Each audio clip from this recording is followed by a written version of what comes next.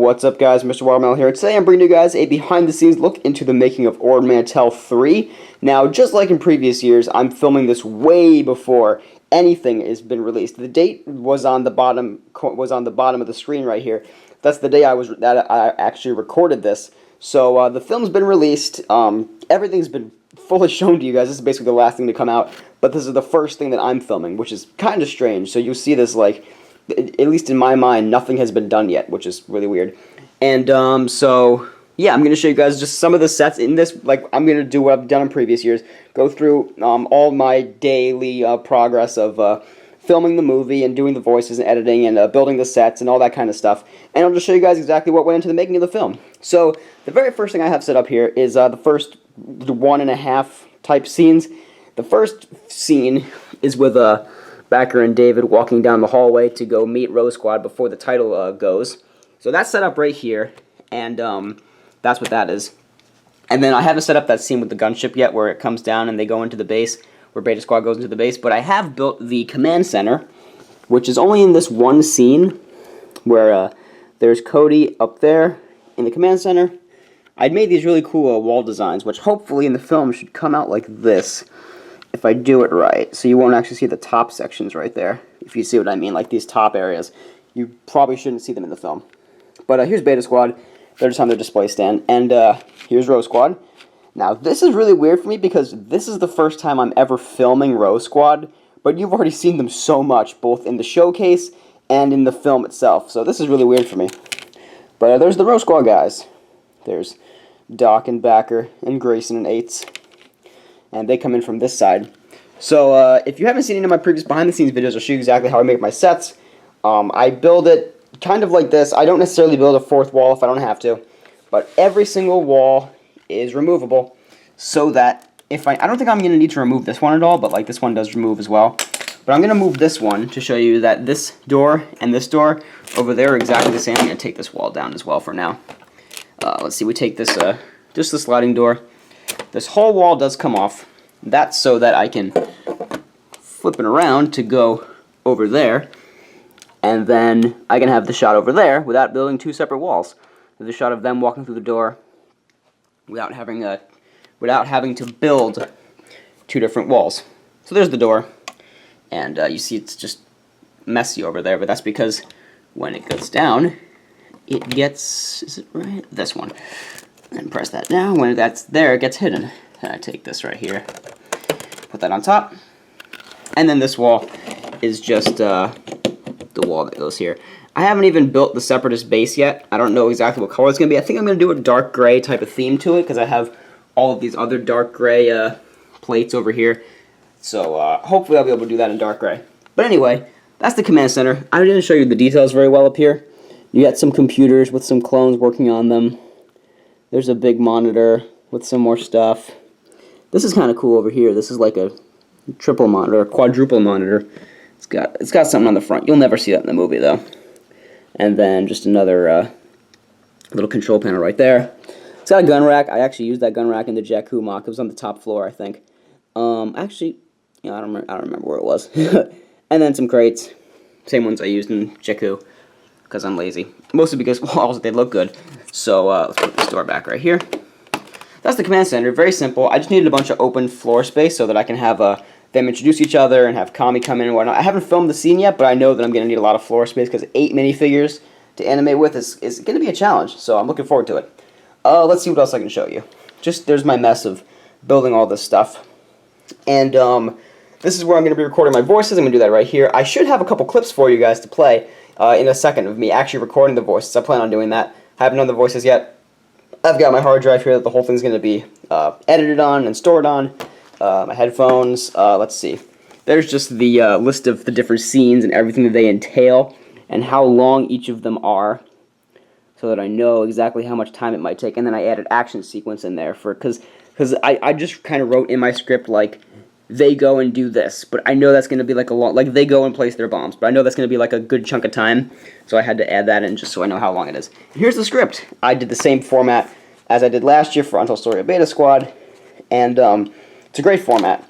So as you can see, some of the stuff that's going on.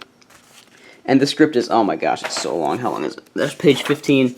18 pages. I believe last year, Until Story of Beta Squad was 15 pages. So I don't know how long it's going to be. You guys know, obviously. But, that's the script.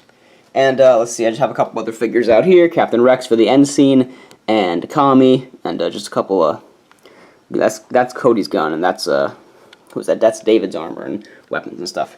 So, that's the introduction I've got for you guys, and we're already at 6 minutes, so this might be a long video anyway. Well, I don't know if it's 6 minutes because I messed up in the beginning. Regardless, I'm going to move on, and I'll show you guys exactly what I'm doing next. Alright guys, so it's actually the same day, and I've decided to do some voices, so I'm going to record some voices for you. Now, if you guys are curious as to what program I'm using, it is Audacity. I've showed it before, and I've got this blue snowball microphone, as well as this pop filter, and these headphones just help me monitor the sound a little bit as I'm, once I finish recording them. These are very, very good, clear headphones that I use to make sure the sound came out okay. So I'm going to go do some voices. Let's see what happens. They're just at the end of this hallway. You excited? Definitely. 324588 meet 61, your new leader. Ah, back to paradise. Very generous choice of words there, boss. Ugh, this place is a dump. Why can't they ever call anyone else to handle their business here? Beats me. Alright guys, so yesterday I did the first half of the comm center scene up to where Grayson begins to explain his commie. You see that they've all turned to Cody, and Cody explained to them what's going on. I filmed that yesterday, and then I was going to do the whole comm center scene yesterday. I did this, and I did the hallway scene at the very beginning with David and Backer. So now I'm done with them. I did that, and I did the first half of the scene, and the reason I did half of it because yesterday I also edited and posted the teaser, which everybody seems to be extremely excited about. So, as of, right now in time, but you're seeing this. Anyway, it's weird. But, so I'm going to finish up this scene. This will probably be the last time you see this comm center, even though it's still not even completely finished. With both of the walls are down because I was animating Cody. Now I'll have to put this one or two of the walls back. And, they're all just chilling. And, let's see. Got my crazy lights set up, and they're working very well so far. So, yeah, that's about it for this behind-the-scenes clip. I'll see you guys in a little bit. Alright, so what I've got set up here is the, that, like, 10-second little outside scene. And today I'm going to do the one where they're in the gunship and they're talking and they're like, oh, this place is a dump, all that stuff. So I just kind of designed the outside of the base real quick. It's very simple. Look, the walls are even just a little weird. There's nothing on the inside, nothing.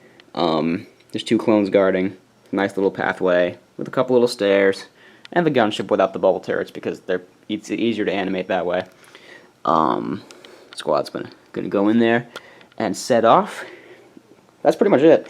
I'm going to have a shot that's like this also, because like I have this blue wall. My downstairs has a blue wall as the bottom half, which is perfect for a sky. So I'm going to have a shot like this so that they can be like, so they're coming out and you can see the landscape. Oh, it looks pretty cool, I think. And then there's going to be like a shot like right here where they're all walking. The first shot's going to be them landing. I don't know what else I'm going to do today, but you're probably going to see another clip for, this very day. But, yeah, that's just about it. So, and also yesterday I filmed over here. I filmed the Row Squad showcase. So that was that over there. That's going to be posted next Friday, I think, as you're watching this. Yes, that's that. Alright, so I'm going to go do this, and I'll see you in a bit. Alright, so today I'm doing that scene with the outside of the Separatist base. And I made this kind of front wall thing. You're only going to see it from like that angle. That's what it looks like from the outside. It looks pretty crappy, but it's fine. And these doors, you saw in the movie, but they slide open. Actually, shoot, I have to put a wall behind this, I just realized. Oh well, maybe I'll just use some of those plates. You'll see it. Or maybe I use a different angle, you never see it. I don't know, you saw it. But today, as you might have seen down there, is July 14th, which, if you don't remember, the Row Squad video is posted today. In about, let's see, how long? In 3 minutes, that video is getting posted. Or, yeah, it's uploaded, but it's getting posted. So, I haven't seen your feedback on it yet, but I hope it's pretty successful. And, there they are in their prisoner capsule thing, which is this funky box with Kami driving it. With these security lights and the ray shields and everything like that. And there's the commander droid with his computer. I actually surprisingly don't have any red battle droids to use for security guards. because I'm using super battle droids and commando droids. And, yeah, that's about it. So I'm going to do this, and I'll see you guys in a bit. Alright, so today I'm doing the scene in the Bacta tank room. I skipped a bunch of scenes for now. I'll go back to all the action sequences later. I kind of want to get the scene out of the way because it's going to be probably quick. It's like just dialogue. There's not really a whole lot going on except for like hand movements and stuff like that. I don't know. Plus, I wanted to film this scene. This is one of my favorite scenes in it probably because it was the scene that I thought of in my head when I realized that I can make this into an emotional story.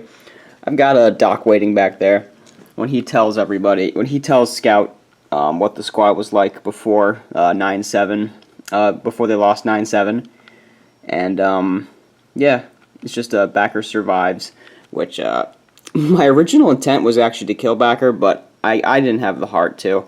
I didn't have the heart to put Rose Squad through that again, losing their leader for a second time. So I figured it'd be a happy ending and Backer would survive.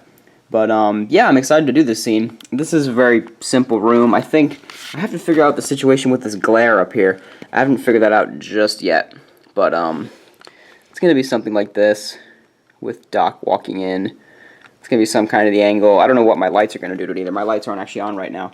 But I have to figure that out. But obviously you've seen it in the film, so hopefully the glare wasn't there. But yeah, I'm going to go do this, and I'll see you guys in a bit. Alright, so I'm actually in the middle of filming this scene, and I had to build a second set for it, because this Bacta tank is not removable, and I wanted to get some close-ups of, you know, Scout and Doc talking like this, you know. I had to do that. And that tank's not removable. So I built an entire second set. Same door, same walls, just different, those, and it's just on two different base plates. And I'm just using these grills to indicate, where they go when I have to switch back and forth. So that's just an interesting tidbit about this scene that I thought you guys might want to know, so I'm just going to keep on going. Alright, so today I did the scene in the bunker. It was very short, one page, but it took me a while actually because a lot of walking stuff, where Eights tells his joke, and Scout and Doc look at each other like, hey, look at that, he told a joke, maybe he's getting better. That was the whole meaning of that scene, in case you weren't aware. Like, Eights' story arc is coming to completion in this, you know, he's finally accepting Backer as his leader, and he's happy that Backer recovered. That's just a little backstory to that. Not a whole lot going on here. This panel back here is basically like which beds are taken, like the blues are not taken and the reds are taken. That's that. These beds designs they're okay. Didn't do a whole lot with it, but I have the same pattern on the walls. It looks good. And yeah, that was just that over there. I took it down over here because I had to, you know, get some shots of them like this. And there's Cody again, who was talking to them, and that's the last shot right there is Backer saying, "Roger that, Commander." And so yeah, that's that scene. So I'll see you guys in a bit. Alright, so just now I did that last scene before the credits where Beta Squad gets on their gunship and takes off, then Rose Squad goes off to their off-screen gunship and takes off. I had a bunch of these crates over here, but I moved them so that, what's his name, 8 can get out of there faster. I did this kind of door design, similar to the one in Jakku, but I don't know. I liked it. I wanted to make it look kind of different. Landing pad's pretty simple staircase stuff. I kind of had to destroy it so I can get this final shot. The gunship is actually down there with the squad inside it, as you can see. And for this shot, I actually did not use my lights.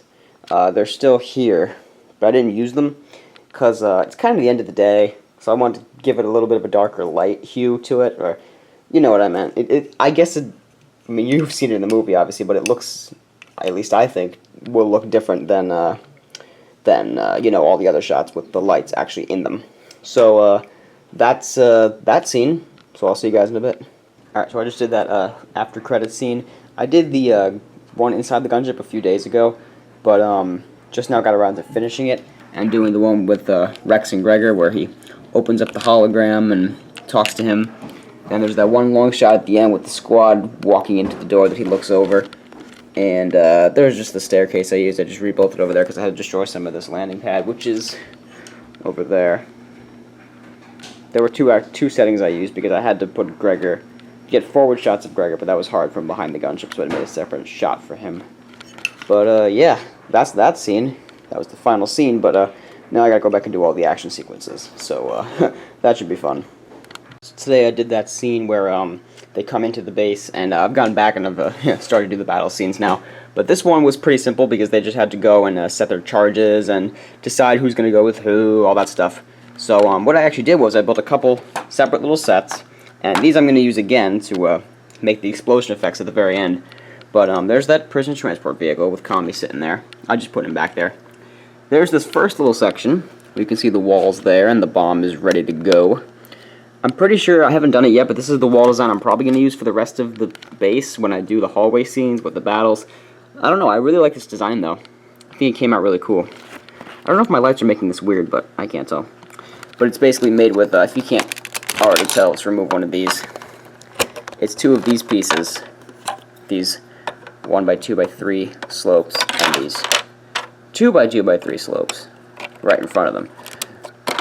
Man, getting this mountain for Jakku was like the best thing I ever did, because I have so many great slope pieces now. It won't go back together, but you see exactly how I did it. And just a little brick on top. That's pretty cool. That's that little set. Here's this one, where what Doc comes over here and does is he disables an alarm. Just pulling this one switch disables an alarm of some kind. I'm going to have to make a few more of these sets for the rest of their adventures throughout the base. But, and then here's this supercomputer right here that 8th puts his bomb on. If we flip this around, here's that other set that you saw, where he puts a bomb right on this big, long, I guess communications grid, maybe, something like that. I don't know, but it's kind of cool, whatever it is. But yeah, I just find it cool how I was able to do these on the exact same plate, or 2 plates. There's the bottom, it's all funky. So yeah, that's that, and we come into the supply closet, which is what this is kind of, whoops, just knocked over this thing. We come into the supply closet kind of thing, I'll put that back later, where they all split off. I have the vehicle exactly right there. He disabled Kami over there, but I've just put him back. And then there are a couple little cool designs in here, like there's that little control panel. There's the main gas line that the bomb gets put onto. There's another panel, and there are some little gun bins right there. If we move heater out of the way, we can see these little bins, which I think are pretty cool. I made them out of, it's actually one of these pieces, one of these hinged pieces, and then 2 of those little sloped things that come on the side of that new Imperial Battle Pack. You guys know what I'm talking about, I think. So, yeah, now at some point, next I'm going to be doing the sequences where they go off in their separate groups and start to plant their bombs, and I don't remember the script, whatever happens after that, where they start to, where Grayson sets off the alarm, basically. So I'm going to go ahead and do that. Alright, so today I'm doing that very last sequence I have to do, and that is the big battle where the 212th comes to rescue the commandos from the base, and then they get inside the vehicles. I originally had them all going into the turbo tank, but there's no space in there. So half of them are going to go in there. I just knocked over a super battle droid. Half of them are going to go into the gunship, and the other half in the turbo tank. Then they're going to blow up the base. I've also got to do the sequences where let's go over here, where each of these individual little stations blow up, and you get to watch that montage of the whole base exploding. Now, yesterday and the day before, I didn't show this when I was filming it. I did the hallway sequences, and there was quite a lot of those. I broke my single day record with frames. You might have saw it on my Instagram story. I took 1,097 frames. And what I did was basically make 2 hallway layouts. One was a corner, and one was a little T. Now, they're a little destroyed right now, but you saw how they were. It was basically just this exact design. And I combined it in, like a bunch of different ways to make a bunch of different areas of the base to make it look like the base was way bigger. But it was really just 2 sizes of 32 by 32 base plates. That's the size that I'm using here. I'm using 4 of those 16 by 16s. So now I have to destroy this because I almost forgot. I have to rebuild that over there because I took it apart to use some of the pieces. So I almost forgot to do that. That would have been bad if I started filming that and that whole thing was destroyed back there. So this is it. This is the end of the filming. I've got to do this, and then I'll see you when I'm editing. Alright guys, so here we are. It's release day. It's August 28th. It's Monday, and the video is going to be live in just under an hour and a half. And I wanted to come in and show you guys the editing stuff and what I did with that, because I haven't filmed since I filmed the final battle scene. So this is the folder with all the stuff in it. It's got a lot of stuff. A lot of these little things over here are for the Premiere files, and then some pictures. And I had to export the video actually twice because I messed up a couple things. And see, voices, behind the scenes, pictures. And by the way, I took 6,652 pictures for the movie. I didn't end up using all of them because some of them were like junk, so I had to like start over somewhere. But just pictures before any cuts was 6,652. So that's kind of crazy. So I'm going to go into the Adobe Premiere Elements project file, and that's what I've been using for this animation. What I'll probably be using from here on forward, because it's a great little program.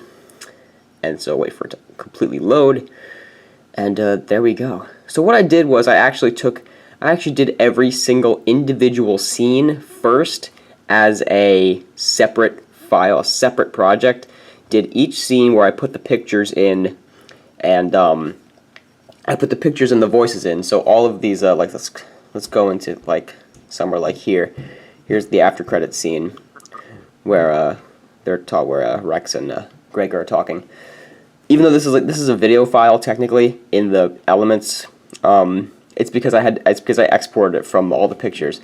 So what this project was putting the whole thing together. Like, here are all of the credits, and the music is down here in the music track, just because that was easiest. Let's see, are we back at the beginning yet? Yeah, we're back at the beginning. Okay. All of these every little green thing that you see is a sound effect. Now here's the crazy thing. Now let's make this a little smaller up here.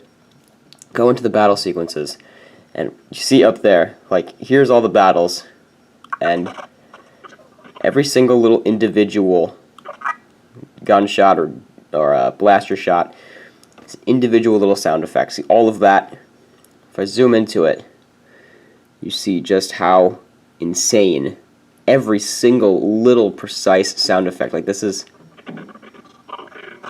Super Battle Droid voice right there. And then Super Battle Droid blasters were all along here. We're encountering some heavy resistance here. And then, see, then the explosion effect was down there. Yeah, it's nuts. Doing the sound effects was a whole project in and of itself. Sorry if that was a background noise in the back. But yeah, that is the file. I didn't make any changes, so no, I don't want to save my changes. That was the whole file for exporting it, and it ended up being, let's see, here's the raw movie itself. 15 minutes, 58 seconds displayed here, but it was 16 on YouTube. No, it was 15:59 on YouTube. Let's see, I forgot there was other things I was going to say in this. Oh, this first shot, by the way, I'm not sure if you've recognized it.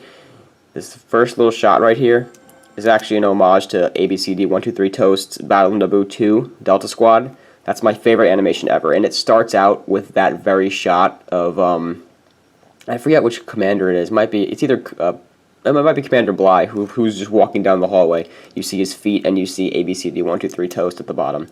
So I wanted to pay some homage to my favorite stop motion ever, and that was that right there.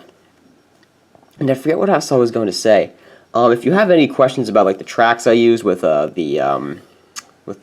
music it was, it's all in the description of the original video. Oh, I've got this adapter right here I just started playing with. It's all in the description of the original video if you want to go look there. And now I feel like I'm rambling on for a little while, so I'm just going to end it here. So that is going to do it for this behind-the-scenes look into the making of Ord Mantell 3, guys. Obviously, it hasn't come out yet, but if you're watching this, then you've obviously seen the animation. So thank you guys very much for watching the animation and for coming here afterwards. If you've watched this whole thing straight through, you guys are awesome. Okay, I really, really appreciate your support, and it's so amazing. Because like having you guys with all the support and everything, I probably wouldn't have the motivation to make these if it wasn't for you guys asking for them. Honestly, it's pretty cool. Like, this animation in and of itself probably wouldn't have happened if nobody had asked to see Rose Squad and Beta Squad work together. So yeah, that's gonna just about do it. Thank you guys very much for watching. This has been Mr. Watermelon. Peace out, guys.